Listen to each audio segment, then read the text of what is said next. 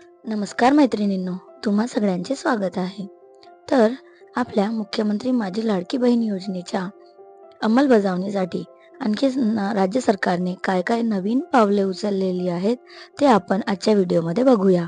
तर राज्यात मुख्यमंत्री माझी लाडकी बहीण योजनेच्या अंमलबजावणीसाठी सरकारने नवे कठोर निकष तयार करण्याचा निर्णय घेतला आहे.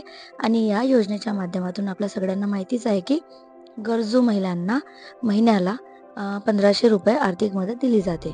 मात्र वाढत्या आर्थिक भारामुळे सरकारने नवीन नियम लागू करण्याचा विचार केला आहे. तर याआधी सुद्धा काही पडताळणी आणि काही नवीन निकष लागू करण्यात आले होते. त्याचाच एक भाग म्हणून आता समोर काय होणार आहे ते बघूया.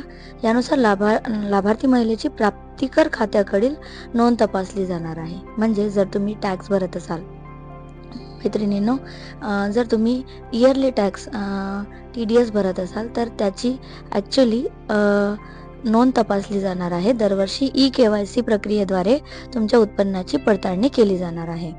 तर महायुती सरकारने विधानसभा निवडणुकीच्या तोंडावर ही योजना आणली होती आणि या योजनेचा लाभ महायुतीतील घटक पक्षांना मोठ्या प्रमाणात मिळाला होता. मात्र या योजनेवर खूप जास्त खर्च होत आहे आणि सरकार आता पात्रता निकष यासाठी कठोर करणार आहे. तर नवीन नियमानुसार आपल्या सगळ्यांना माहितीच आहे की 2.5 लाखांपेक्षा जास्त उत्पन्न असलेल्या महिलांना योजनेतून वगळले जाईल. प्राप्तिकर विभागाच्या नोंदींच्या आधारे उत्पन्नाची पडताळणी केली जाईल आणि दरवर्षी लाभार्थ्यांना KYC आणि हयातीचे प्रमाणपत्र सादर करणे बंधनकारक असेल. आपण जिवंत असल्याचे प्रमाणपत्र हे बँकेमध्ये सादर करतो त्याप्रमाणे.